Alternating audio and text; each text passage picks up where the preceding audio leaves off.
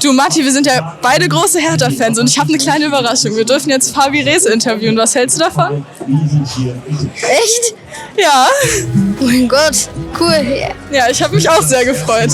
Dann sehen wir gleich Fabi Rehse, beziehungsweise können sogar mit ihm sprechen.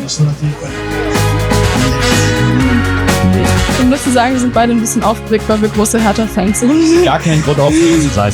Also wir dürfen jetzt mit dem Hertha-Spieler Fabian Rehse sprechen, über sein Umweltbewusstsein und sein Engagement im Thema Nachhaltigkeit. Wann ist dir zum ersten Mal bewusst geworden, dass du nachhaltiger leben möchtest? Wir wissen ja, dass du auch auf dem Flohmarkt deine Klamotten verkaufst. Wie ist es entstanden?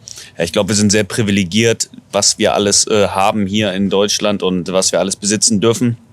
Und irgendwann habe ich gedacht, okay, wir können auch einfach weniger Sachen, vielleicht weniger Dinge haben und können ein bisschen die Dinge, die wir vielleicht nicht mehr ganz so schön finden, an andere weitergeben und finden vielleicht noch einen schönen neuen Besitzer. Und so kam Flohmarkt, so kam die Nachhaltigkeit.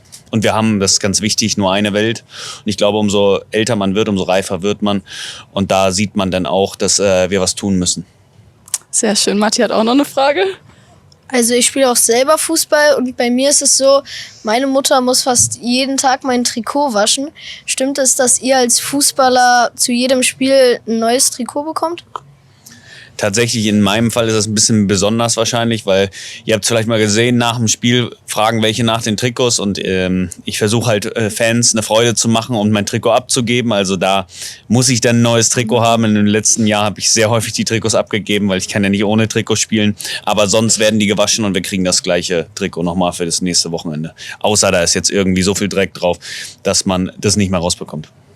Also findest du denn selber, dass Fußball ein nachhaltiger Sport ist? Ich glaube, es ist erstmal eine sehr, sehr große Wirtschaft, Unternehmen, generell Fußball, da wird unglaublich viel Geld verdient und da sind wir, glaube ich, auf einem Marathon, was die Nachhaltigkeit angeht und wir sind, glaube ich, auf Kilometer 8 von 42, von daher, wir können uns noch deutlich verbessern, was das angeht, aber ich persönlich muss sagen, jeder Einzelne hat nur das in der Hand, was er selber tut und da versuche ich mit einem guten Beispiel voranzugehen und vielleicht Leute zu animieren, das mir nachzumachen. Und für viele bist du ja auch als Hertha-Profi ein großes Vorbild. Hast du denn auch so ein Vorbild, vielleicht auch mit Hinblick auf Nachhaltigkeit? Erstmal freut mich das natürlich. Das ist eine große Ehre für mich, dass ich Leute inspiriere und ein Vorbild für welche bin. So eine Person jetzt rauszupicken, nicht. Ich glaube, es gibt viele Leute da draußen, die einen sehr guten Job machen und auf jeden Fall das richtige Wertegerüst für die Nachhaltigkeit haben.